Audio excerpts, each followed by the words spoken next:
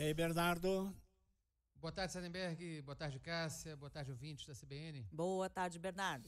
Bernardo, a Gabi apresentou aqui o resumo das alegações finais do Procurador-Geral da República e a gente gostaria agora de você nos contar o que você destaca, os pontos que você considera mais que deve chamar a atenção.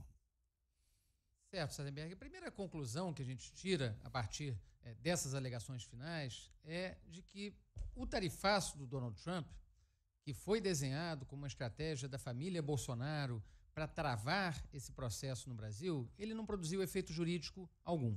Certo. Veja, o tarifaço foi anunciado na semana passada. O deputado Eduardo Bolsonaro, que está nos Estados Unidos para isso, disse publicamente que o objetivo era esse mesmo, era travar, chantagear, em bom português, o Poder Judiciário, a Procuradoria-Geral da República, para travar a ação penal contra o pai, e isso não funcionou. Quer dizer, o processo continua no seu andamento normal.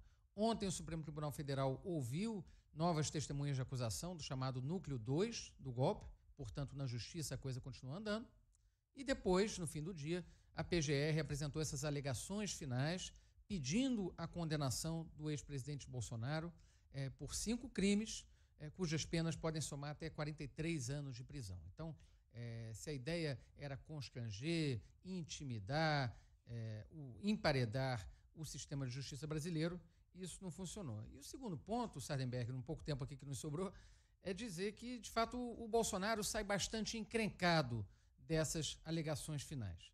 Porque o procurador Paulo Gonet deixa claro ali que ele foi o principal articulador, o maior beneficiário e o autor dos mais graves atos executórios voltados para a ruptura do Estado Democrático de Direito. E por que é importante essa frase?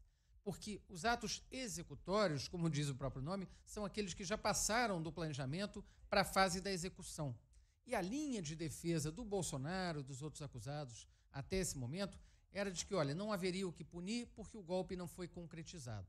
O que o PGR mostra nessas alegações finais, o que ele sustenta, é que sim, já havia atos em execução. E fazendo uma linha do tempo, ele vai puxar lá atrás, em 2021, as primeiras ameaças do Jair Bolsonaro mais concretas ao sistema eleitoral, a realização da disputa em 2022, nas quais ele deixava claro que ele só reconheceria o resultado caso ele fosse o vencedor.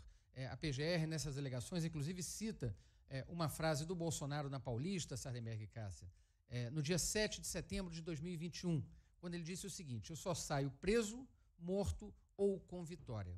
E o que sustenta o procurador é que essas manifestações públicas elas transcenderam o campo da opinião pessoal.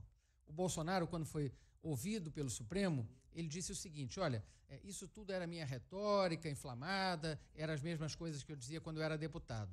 E o que diz o PGR? Não, o presidente da República tem uma opinião, não tem apenas um direito de opinião como qualquer cidadão. A fala dele tem importância e, nesse caso, foi a fala dele que desencadeou o funcionamento dessa máquina do golpe, seja pelas vias oficiais, pelos órgãos de Estado que foram capturados com esse propósito, como a ABIN, como a Polícia Rodoviária Federal, seja pelo lado da militância, dos seguidores do Bolsonaro, que passaram a defender abertamente o golpe de Estado nessas manifestações antidemocráticas nas ruas do Brasil. Portanto, Bolsonaro sai mais complicado, Sardenberg e Cássia, dessas alegações finais.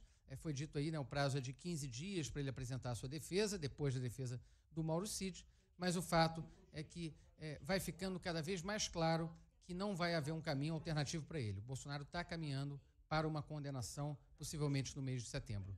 Cássia e Sardenberg. Muitíssimo obrigado. Comentário do Bernardo Melo Franco. Muito obrigado, Bernardo. Voltamos na quinta-feira. Obrigado, Bernardo. Um abraço, boa tarde para vocês e para os ouvintes. Até Obrigado. quinta, Bernardo. Até mais.